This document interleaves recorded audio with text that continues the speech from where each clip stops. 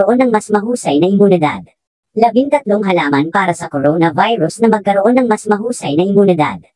Alam mo ba na maaari mong palakasin ang iyong kaligtasan sa sakit sa pamamagitan ng pagkonsumo ng mga halaman? Narito ang ilan sa mga pinakamahusay na halaman para sa coronavirus upang manatiling ligtas mula sa pandemya.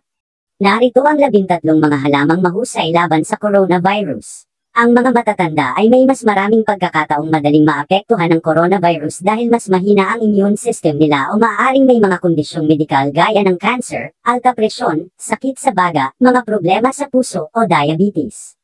Maaari mong palakasin ang iyong kaligtasan sa pamamagitan ng pagkonsumo ng ilang partikular na halaman na kilala sa pagbuo ng isang malakas na immune system. Ang ilan sa mga halaman para sa coronavirus na maaaring makatulong sa iyo sa paglaban sa COVID-19. 1. Turmeric. Ang turmeric ay isang superfood na may antifungal, antiviral, at anti-inflammatory properties. Naglalaman ito ng curcumin, na isang matangkad na dilaw na compound ng kemikal na may ilang napatunayang benepisyo sa kalusugan. Paano uminom? Maaari mo itong inumin sa powdered form na may mainit na gatas o tubig araw-araw. Maaari mo ring idagdag ito sa mga curry at Indian na sopas. 2. Bawang. Ang bawang ay naglalaman ng amino acid olein. Kapag ang mga clove ay dinurog o tinadtad, naglalabas sila ng allicin na may ari-arian upang labanan ang maraming sakit sa pamamagitan ng pagpapalakas ng immune system upang labanan ang mga mikrobyo. Paano uminom? Magdagdag ng durog o tinadtad na bawang sa mga pinggan, ubusin ito ng hilaw o idagdag sa mga salad. 3. Luya. Ang luya ay isa sa pinakamabisang gamot para labanan ng sipon at trangkaso. Nakakatulong ang katas nito sa pagpapabuti ng kalusugan ng digestive sa pamamagitan ng pagpapalakas ng kalusugan ng bituka. Paano uminom? Maaari mo itong idagdag sa lemon at tsaa o umumuya ng isang maliit na piraso pagkatapos ng araw-araw na pagkain. 4. Banal na basil. Ito ay isa sa mga pinakasikat na halamang gamot upang gamutin ang mga karamdaman sa paghinga at mga gastrointestinal disorder. Ang basil ay kapaki-pakinabang para sa paggamot sa hika, lagnat, mga problema sa baga, at stress.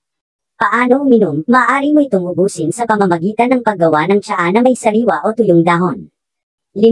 Aloe vera. Ang isang malakas na immune system ay nagbabantay sa katawan laban sa bakterya at viral infection. Ang aloe vera juice ay nagpapalakas ng kaligtasan sa sakit at nagpapabuti sa kalusugan ng bituka. Nakakatulong ito sa pagbabawas ng oxidative stress dahil ang halaman ay naglalaman ng substance na ace-manon na may anti-tumor, antiviral, at immune-stimulating effect. 6. Indian lilac. Ang Indian lilac o neem na dahon ay ginagamit upang gamutin ang mga problemang nauugnay sa balat dahil mayroon itong mga katangiang antifungal at antibacterial. Nakakatulong din ito sa paghikayat sa immune system sa pamamagitan ng paglamig sa loob ng katawan. Paano uminom? Maaari mong pakuluan ang dahon ng neem sa tubig sa loob ng 15 hanggang 20 minuto. Hayaang lumamig, magdagdag ng pulot sa panlasa at inumin. 7. Mint. Ang mint ay hindi lamang may nakapapawi na lasa at aroma, ngunit nakakatulong din ito sa paggamot sa mga namamagang lalamunan na nagbibigay ng kaginhawahan mula sa mga karamdaman sa paghinga. Nakakatulong din ito sa pagprotekta laban sa mga nakakapinsalang bakterya. Paano uminom? Maaari mong gamitin ang mga dahon sa mga tsaa at salad. 8. Anus. Maaaring mapabuti ng licorice ang kahusayan ng mga adrenal at tumulong sa pagtugon sa stress. Ang adrenal system ay konektado sa immune system. Kapag na-stress ang isang tao, bumababa ang antas ng adrenaline at nagiging mahina ang immune system. Paano uminom? Maaari kang uminom ng licorice sa pamamagitan ng pagdaragdag nito sa tsaa o iba pang inumin. Siyam. Green tea. Ang green tea ay may polyphenols at antioxidants ng halaman na nagpapalakas sa immune system. Naglalaman din ito ng mga catechin na maaaring pumatay ng trangkaso. Paano uminom? Ang pagkakaroon ng 2 hanggang 3 tasa ng green tea araw-araw ay makakagawa ng mga kababalaghan para sa iyong kaligtasan sa sakit. 10. Maitake mushrooms. Ang mga mushroom tulad ng maitake, shiitake, reishi, at chaga ay hindi eksaktong mga halamang gamot, ngunit puno ang mga ito ng mahahalagang nutrients na tumutulong sa pagpapalakas ng immune system.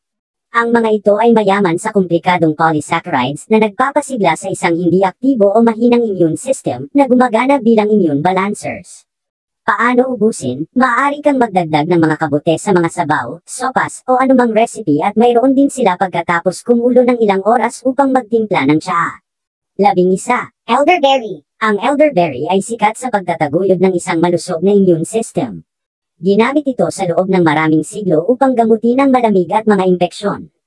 Ang mga ito ay mayamang pinagmumula ng bitamina A, D, at C. Ang mga berry ay naglalaman din ng mataas na antas ng flavonoids at mga anti-inflammatory compound na tumutulong sa paggana ng cell sa katawan ng tao. Paano uminom? Maaari silang direktang kainin sa tuyo na anyo. 12. Blueberries. Ang mga blueberry ay puno ng mga antioxidant at mataas na antas ng flavonoids na nag-aalis ng mga impeksyon sa paghinga sa napakalaki na 35%.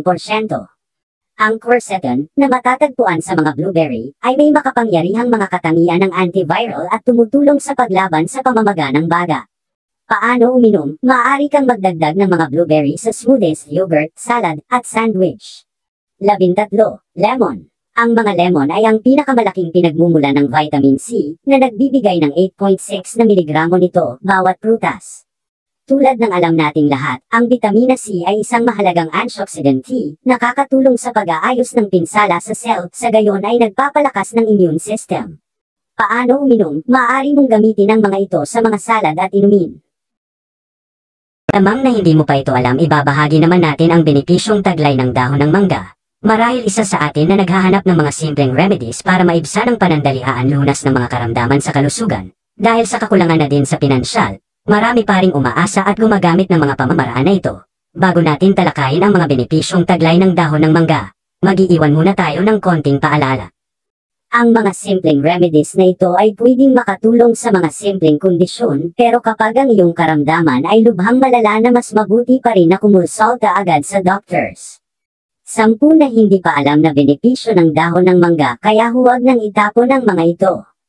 Ang mga dahon ng mangga ay puno ng nakapagpapagaling at nakapagpapagaling na mga katangian.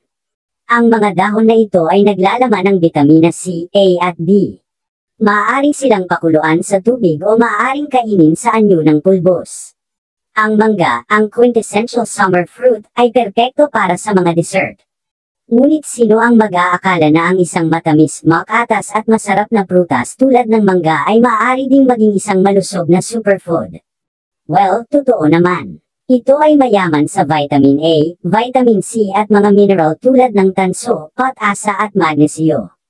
Hindi lamang ito, ang mga dahon ng mangga na madalas mong itinatapon ay maaari talagang gumana bilang isang mahusay na halamang gamot. Ang mga pakinabang ng dahon ng mangga ay iba-iba at malawak na binibigyan din ng malaking kahalagahan sa silangang gamot. Ang mga ito ay mapula-pula o purplish kapag malambot at bago, at lumalaki sa isang madilim na berdeng kulay at may maputlang ilalim. Ang mga dahon na ito ay mataba at may kintab na may matalim na dulo na naglalaman ng bitamina C, B at A.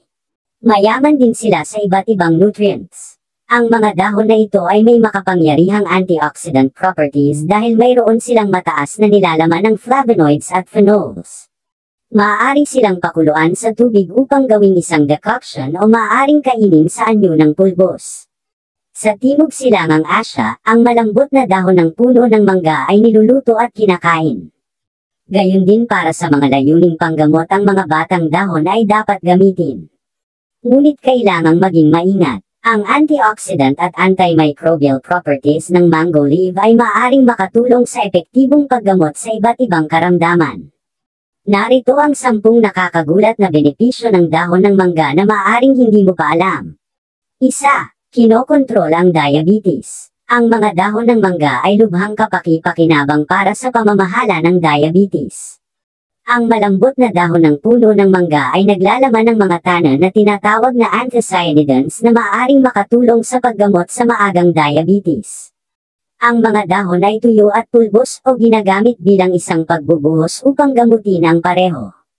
Nakakatulong din itong gamutin ang diabetic angiopathy at diabetic retinopathy. Ibabad ang mga dahon sa isang tasa ng tubig magdamag. Salain at inumin ang tubig na ito upang makatulong na mapawi ang mga sintomas ng diabetes.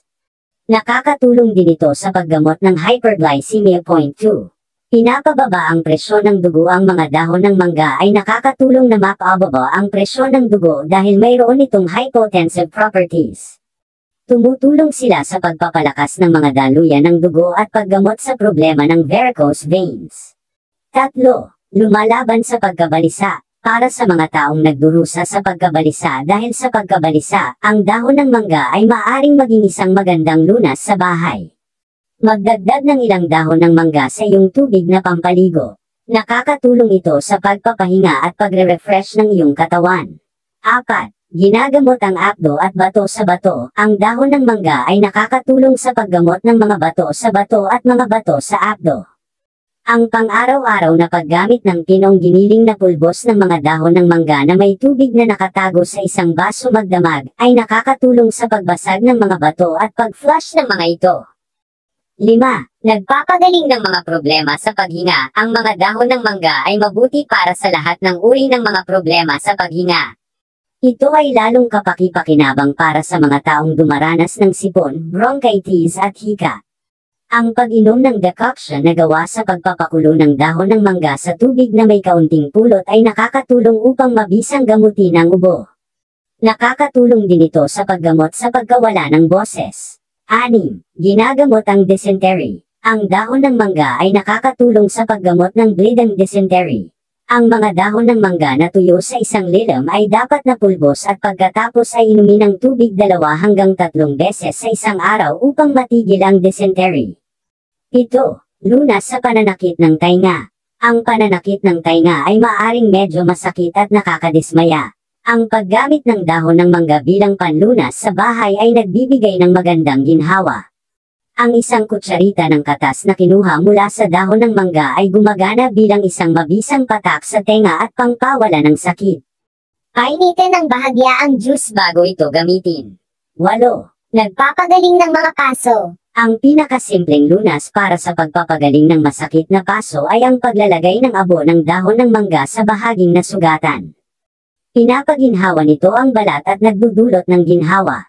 9. Pinipigilan ang pagsinok. Kung nahihirapan ka sa madalas na pagsinok o iba pang mga problema sa lalamunan, ang dahon ng mangga ay maaaring maging isang mahusay na lunas sa bahay. Magsunog ng ilang dahon ng mangga at langhap ang usok. Nakakatulong ito upang gamutin ang mga hiccups at mga problema sa lalamunan.